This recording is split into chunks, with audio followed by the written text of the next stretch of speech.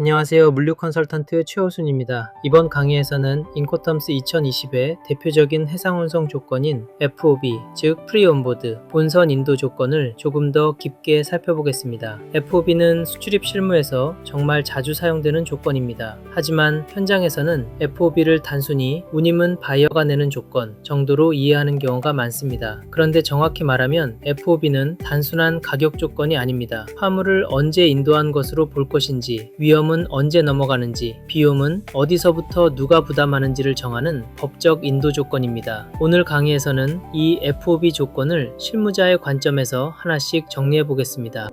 오늘 강의의 목표는 6가지입니다. 첫째, FOB의 정확한 정의와 적용 범위를 이해합니다. 둘째, 위험이 이전되는 시점을 정확히 파악합니다. 셋째, 매도인과 매수인의 비용 분담 구조를 정리합니다. 넷째, 수출 통관, 운송 계약, 인도 증빙의 책임을 구분합니다. 다섯째, 컨테이너 화물에서 왜 FOB보다 FCA를 검토해야 하는지 살펴봅니다. 마지막으로 선박 통지 누락, 선박 지연, 카고 클로징, 조기 마감 같은 실무 리스크까지 체크해 보겠습니다. FOB를 정확히 이해하면 단순히 조건 하나를 아는 수준을 넘어서 계약서 작성, 견적 검토, 클레임 대응, 선적 리스크 관리까지 훨씬 명확해집니다. FOB는 프리온보드의 약자입니다. 한국어로는 본선 인도 조건이라고 부릅니다. 말 그대로 매도인이 화물을 매수인이 지정한 선박 위에 적재하는 조건입니다. 여기서 핵심은 선박 위입니다. FOB에서는 화물이 선박에 적재되는 순간 매도인의 인도 의무가 완료됩니다. 동시에 그 순간부터 화물의 멸실이나 손상에 대한 위험이 매수인에게 이전됩니다. 즉 FOB는 단순히 수출자가 한국까지 보내준다는 의미가 아닙니다. 정확히는 선적항에서 매수인이 지정한 선박에 화물을 올려주는 조건입니다. 그리고 이 조건은 해상 및 내수로 운송에만 사용합니다. 항공, 철도, 트럭, 복합 운송에는 원칙적으로 맞지 않습니다. FOB를 계약서에 쓸 때는 반드시 정확한 표기법이 필요합니다. 가장 기본적인 형식은 다음과 같습니다. FOB 부산 포트 인코텀즈 2020. 여기서 부산 포트는 목적항이 아닙니다. 화물이 선박에 적재되는 선적항입니다. FOB 조건에서 선적항이 불명확하면 문제가 생깁니다. 어느 항구에서 선박을 지정해야 하는지, 어느 지점에서 본선 적재가 이루어지는지, 위험이 언제 넘어가는지 모두 불명확해질 수 있습니다. 실무에서는 가능하면 단순히 FOB 코리아처럼 쓰는 것은 피해야 합니다. 더 구체적으로는 항구명, 터미널, 로딩 포인트, 선적 예정일, 선박명까지 확인하는 것이 좋습니다. 특히 프로젝트 화물이나 벌크 화물처럼 선적 지점이 중요한 경우에는 FOB 부산 포트, Specific Loading Bus to be nominated by buyer처럼 적재 지점까지 별도 합의하는 것이 분쟁 예방에 도움이 됩니다.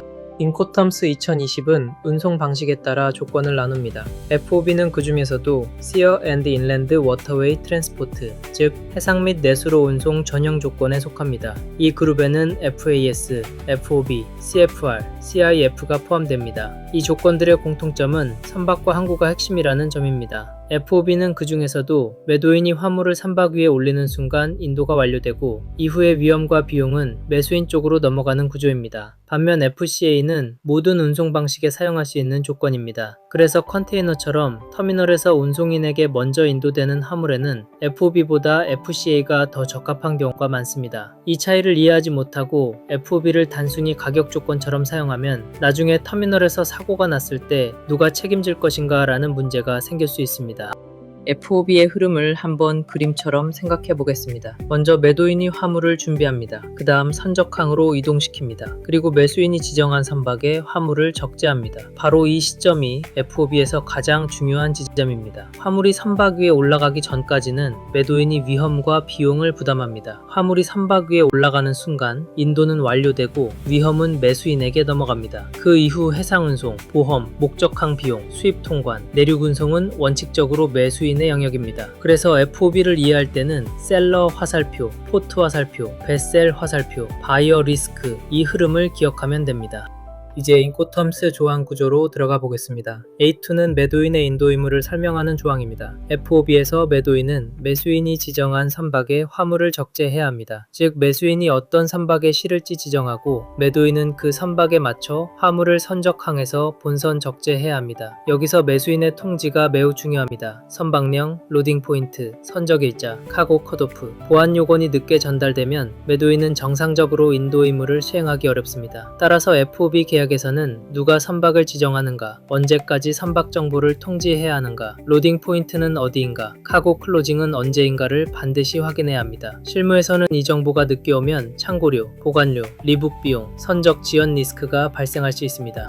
FOB의 핵심은 위험 이전입니다. A3은 매도인의 위험 부담 범위, B3은 매수인의 위험 부담 범위를 설명합니다. FOB에서는 화물이 본선에 적재되기 전까지 매도인이 위험을 부담합니다. 그러나 화물이 선박 위에 올라가는 순간부터는 매수인이 위험을 부담합니다. 예를 들어 선적 전 항구에서 화물이 파손되었다면 원칙적으로 매도인의 위험입니다. 반대로 화물이 본선에 적재된 이후 해상운송 중 손상되었다면 그 위험은 매수인 쪽으로 넘어갑니다. 또 하나 주의할 점은 매수인이 선박 통지를 하지 않거나 지정한 선박이 제때 도착하지 않거나 카고 클로징이 조기 마감되는 경우입니다. 이런 상황에서 화물이 이미 계약 물품으로 특정되어 있고 매도인이 인도할 준비를 마쳤다면 추가 위험이나 비용이 매수인에게 귀속될 수 있습니다.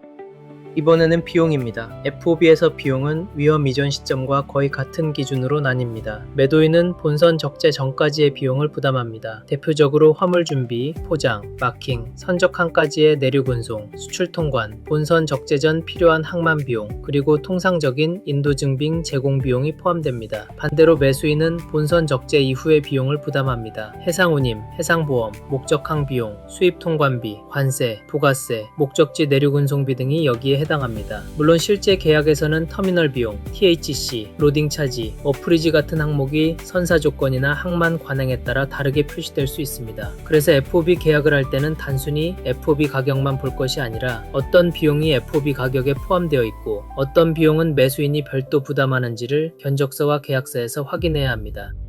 FOB에서 매도인의 주요 의무를 정리해 보겠습니다. 첫째, 계약에 맞는 물품을 제공해야 합니다. 둘째, 상업 송장과 필요한 기본 서류를 제공해야 합니다. 셋째, 수출 통관을 수행하고 그 비용을 부담해야 합니다. 넷째, 화물을 통상적인 방식으로 포장하고 마킹해야 합니다. 다섯째, 매수인이 지정한 선박에 화물을 본선 적재해야 합니다. 여섯째, 통상적인 인도 증빙을 제공해야 합니다. 여기서 많은 분들이 착각하는 부분이 있습니다. FOB에서 매도인이 해상운송 계약까지 책임지는 것은 아닙니다. 원칙적으로 선적항 이후의 운송 계약은 매수인의 책임입니다. 또한 FOB에서 매도인은 매수인을 위한 보험 계약을 체결할 의무도 없습니다. 즉, FOB에서 매도인의 핵심은 물품 준비, 수출 통관, 본선 적재, 인도 증빙입니다.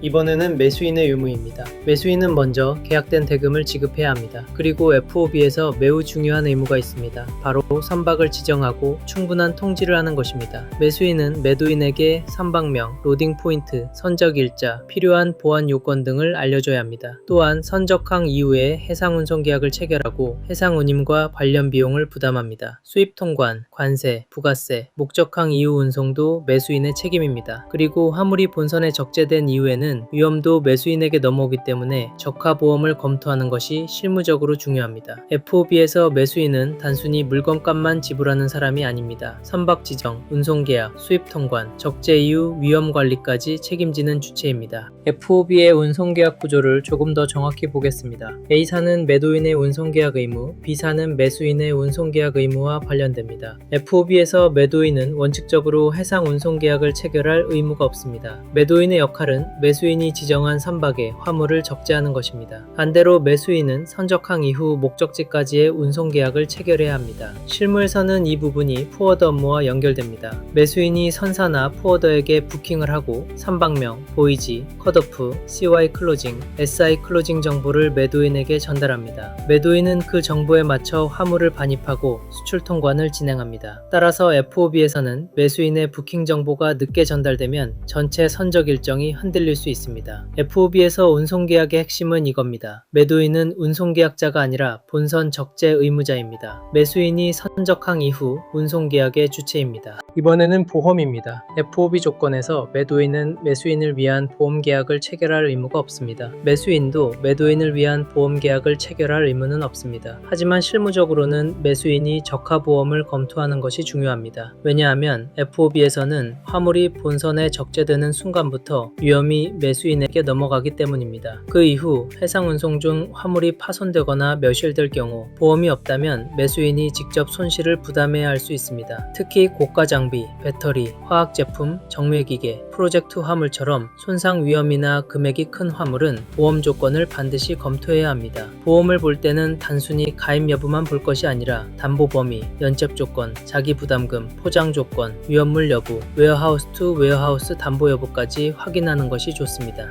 FOB에서 매도인은 통상적인 인도 증빙을 제공해야 합니다. 여기에는 상업송장, 포장 명세서, 수출 신고 필증, 본선 적재를 증명할 수 있는 자료, 필요한 경우 BL 관련 서류 등이 포함될 수 있습니다. 다만 중요한 점은 FOB에서 운송계약은 원칙적으로 매수인이 체결합니다. 따라서 BL 발행 구조도 매수인 또는 매수인의 포어더, 선사 부킹 구조와 연결됩니다. 매도인은 통상적인 인도 증빙을 제공하고 필요하다면 매수인의 요청에 따라 운송 서류 취득을 지원할 수 있습니다. 하지만 그 지원이 매도인이 운송계약 책임을 진다는 뜻은 아닙니다. 실무에서는 BL의 쉬퍼, 컨사이니, 노티파이 파티, 프리트텀, 온보드 데이트, 포트 오브 로딩, 포트 오브 디스차지가 계약 조건과 맞는지 반드시 확인해야 합니다. 특히 LC 거래에서는 선적 서류의 문구 하나가 대금 결제에 영향을 줄 수 있기 때문에 FOB 조건과 신용장 조건이 충돌하지 않는지 사전에 확인해야 합니다. FOB에서 통관 책임은 비교적 명확합니다. 매도인은 수출 통관을 수행하고 수출 통관에 필요한 비용과 절차를 부담합니다. 반대로 매수인은 수입 통관을 수행하고 수입국에서 발생하는 관세,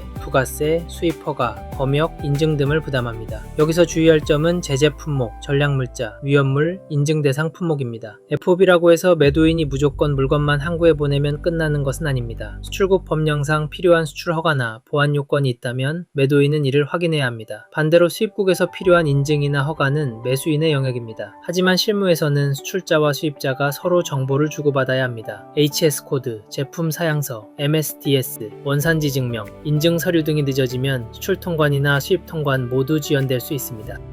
FOB에서 자주 발생하는 리스크를 정리해 보겠습니다. 첫째, 매수인이 선박 정보를 늦게 주는 경우입니다. 선박명, 보이지, 로딩 포인트, 컷오프 정보가 늦게 오면 매도인은 화물 반입과 통관 일정을 맞추기 어렵습니다. 둘째, 선박 지연 또는 미도착입니다. 매수인이 지정한 선박이 지연되면 화물은 항구나 창고에서 대기하게 되고 이 과정에서 보관료나 추가 운송비가 발생할 수 있습니다. 셋째, 카고 클로징, 조기 마감입니다. 선사가 컷오프를 앞당기거나 터미널 사정으로 조기 마감되면 화물이 선적되지 못하고 노로버 될 수 있습니다. 넷째, 추가 비용 문제입니다. 보관료, 리북 비용, 셔틀 운송비, 터미널 비용이 발생했을 때 누가 부담할 것인지 다툼이 생길 수 있습니다. 그래서 FOB 계약에서는 매수인의 통지 기한, 선박 지연 시 책임, 카고 클로징 변경 시 비용 부담, 노로버 발생 시 조치 방안을 사전에 합의해 두는 것이 좋습니다.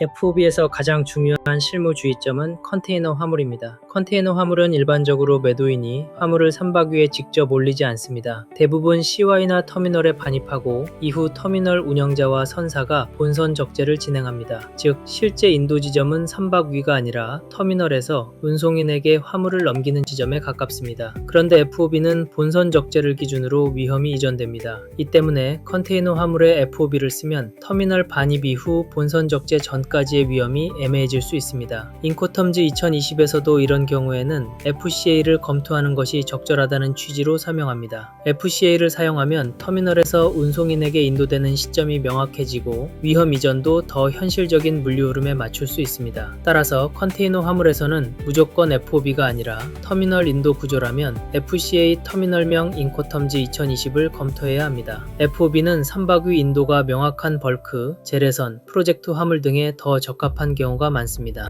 정리하겠습니다. FOB는 단순한 가격 조건이 아닙니다. 위험과 비용이 어디서 갈리는지를 정하는 법적 인도 조건입니다. FOB의 핵심은 하나입니다. 화물이 매수인이 지정한 선박 위에 적재되는 순간 매도인의 인도 의무는 완료되고 위험은 매수인에게 이전됩니다. 매도인은 수출 통관, 포장 마킹, 선적항까지의 준비, 본선 적재, 인도 증빙 제공을 책임집니다. 매수인은 선박 지정, 해상 운송 계약, 보험 검토, 수입 통관, 본선 적재 후 비용과 위험을 책임집니다. 그리고 컨테이너 화물은 반드시 한 번 더 생각해야 합니다. 터미널에서 운송인에게 먼저 인도되는 구조라면 FOB보다 FCA가 더 적절할 수 있습니다. 오늘 강의가 도움이 되셨다면 좋아요와 구독 부탁드립니다. 좋아요와 구독은 무역물류 실무 강의 제작에 큰 힘이 됩니다. 지금 구독하고 실무 인코텀지를 쉽게 배워보세요. 더 자세한 실무 사례와 계약 문구는 www.hosunchoi.com에서 이어집니다.